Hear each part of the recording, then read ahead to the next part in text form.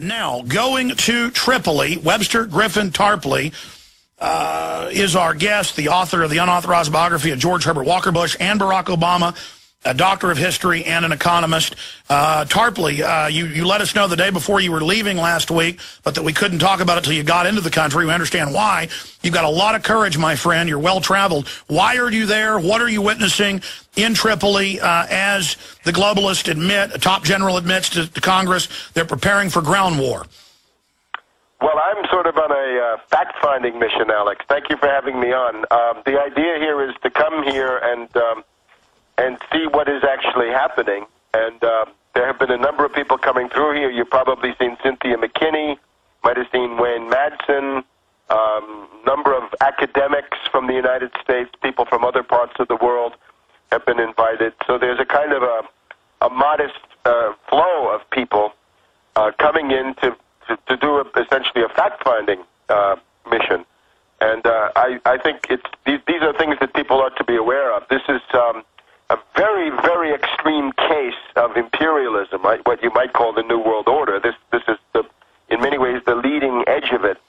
And I would just like to share some impressions, first of all, of what happens when you get here. You can't come in the normal way through an airplane or even through a boat. You could come from Italy by boat, but they won't let you do that. They have a no-fly zone, so there's no commercial aircraft traffic, and even the Libyan fishing boats along the Mediterranean coast are now being shot at by predator drones of the United States as they go out and try to provide some fish for people's dinner tables. And the food here it's excellent, but it's very heavily based on fish. So what happens is you drive in, essentially. You drive across the Tunisian border usually, and the first thing you see is there are these checkpoints every 5 to 10 kilometers. I think probably we went by maybe 40 or maybe even 50 of these checkpoints. And you're driving through the North African desert, right through the Libyan Maghreb desert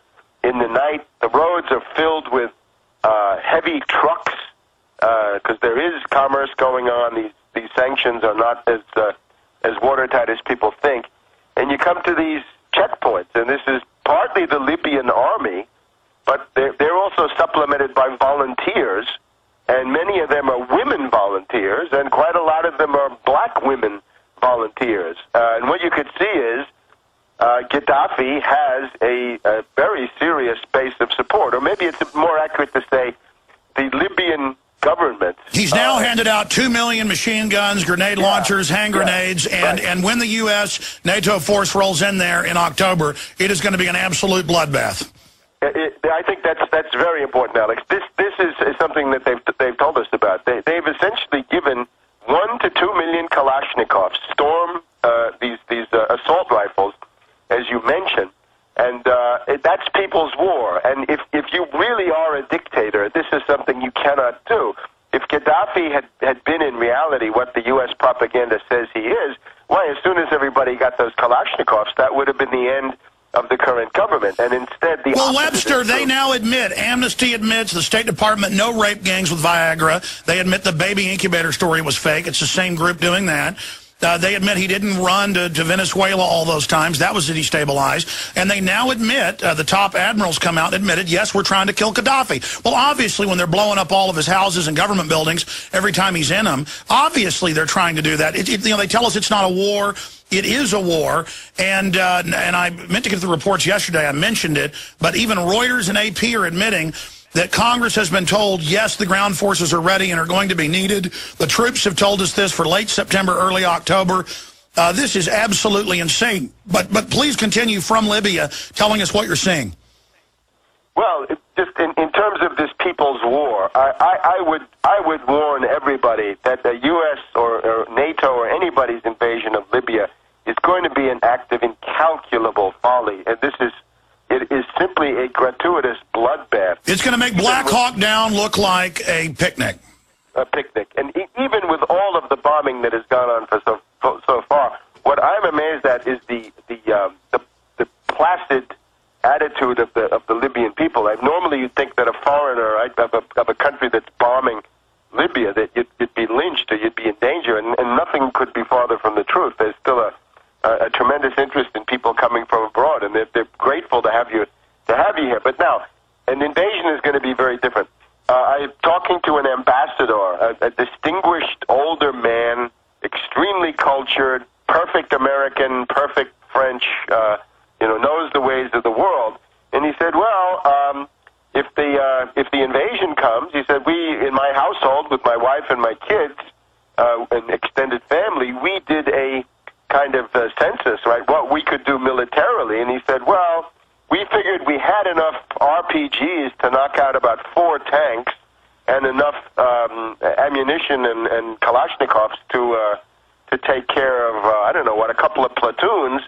And that's just one family. And remember, the Libyan population is 6 million, and it breaks down about 1 million are under this rebel council, under this gang of terrorists, because they're under the Al Qaeda command. Al Qaeda, it's what it is, and the rest of the other 5 million are loyal to the government and to the institutions that have been really successful here in raising the standard of living from one of the lowest, right, rock bottom in Africa. But notice, Al-Qaeda used against the Russians, Al-Qaeda used against the Serbs, Al-Qaeda used against the Iranian Shiites.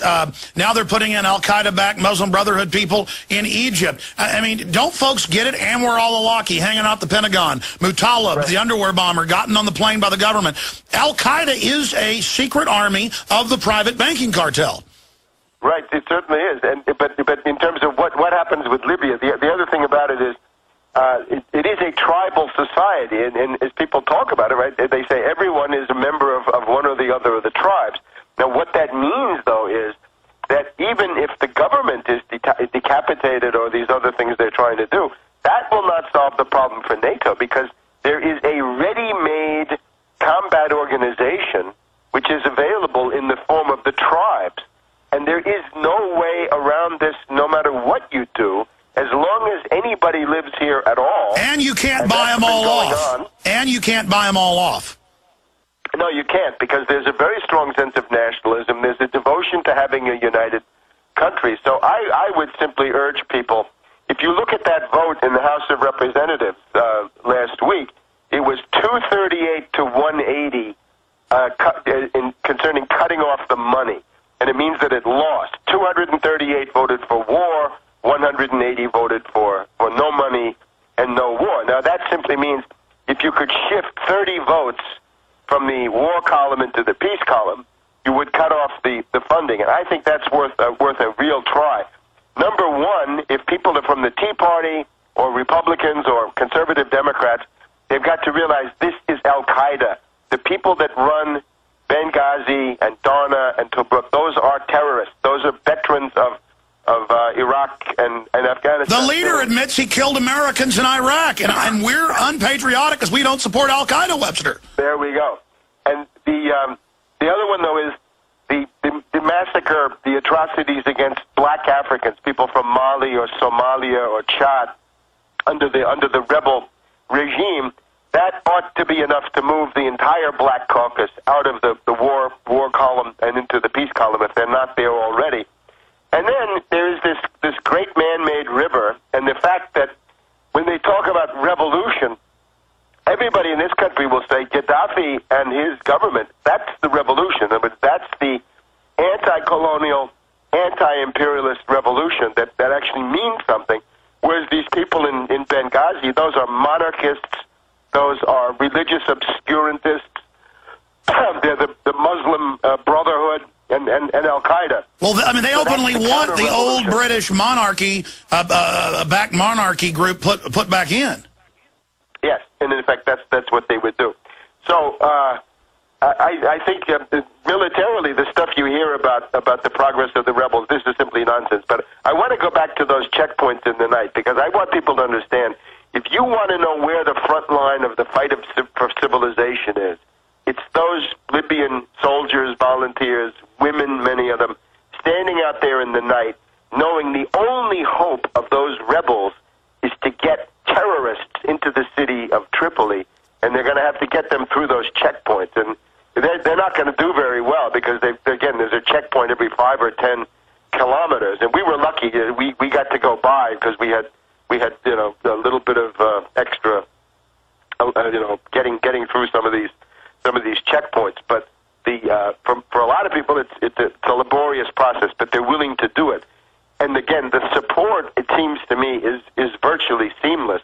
And nobody here is going to let NATO come in, and nobody here is going to let those Benghazi tribes come in. A lot of those people in Benghazi turn out actually to be foreigners. They're from Afghanistan or Pakistan or wherever they're from. They're from Egypt, some of them. It's same old Al-Qaeda, Al-Qaeda. Now, Webster, their only hope then is to kill Gaddafi. Gaddafi knows that. He's committed to stay. And I'm not saying he's an angel, but compared to Al-Qaeda, I mean, I'll pick, Compared to that, I think we'll take it yeah, I mean, I'm sorry. I'm not for Al-Qaeda, folks. I know that makes me un-American. I mean, virtually real history, our government created Al-Qaeda, and I'm against it, so I'm anti-government. But now, Webster, their only hope is to kill Gaddafi, and it's on. I mean, it's now in the news that they're telling Congress behind closed doors, it's come out in major newspapers, that, yeah, the invasion is on September, October. They're going to call it a peace mission. That's also in the news. Rolling the tanks in. I mean, and whether this was a good war or not, he didn't even go to Congress. At least Bush did that. This is high treason. And even Nadler, the obese gun grabber up in New York, has said Obama is becoming a king, an emperor. This is unacceptable. So this is, anybody who believes in the rule of law has got to be against this new war. Let me just comment on these attempts to kill Gaddafi, because I've visited now Gaddafi's compound, his villa, I guess you'd say, bombed out. What NATO seems to be using is these are kind of a projectile that divides into 8 parts. It seems to be it breaks up into. It's a cluster bomb. Yeah, but it's something more than a cluster bomb, because it's more heavy duty, and so it's suitable to destroy something about the size of a football field, but it destroys heavy buildings. I mean, it's not just a shrapnel fragmentation device. So I've been in Gaddafi's villa. Now, a couple of things about this. You go into the room where Gaddafi would receive the visits of African leaders, governments, heads of state, and other diplomatic events of state. And you look at this.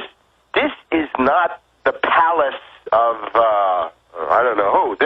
It looks like the rec room of a comfortable upper middle class family. But there's nothing bombastic about this. There's nothing super luxurious. I mean, there's no. The point is, he lives in a tent. Webster, we got to go to break. Hard time. Absolutely. I want to come back here. The point is, they say, oh, look, he's got all this money. Yeah, he's sitting on gold, knowing that when he got invaded, he would be able to pay for things. Ladies and gentlemen, a totally illegal UN war backed by Al-Qaeda, started by the West 4 months ago, a month before the UN ridiculous resolution. Now the International Court of Criminals, they are the criminals, is saying arrest Gaddafi. And they're telling you this isn't a war as the ground troops are readied off the coast. From Tripoli, Webster Tarpley, straight ahead.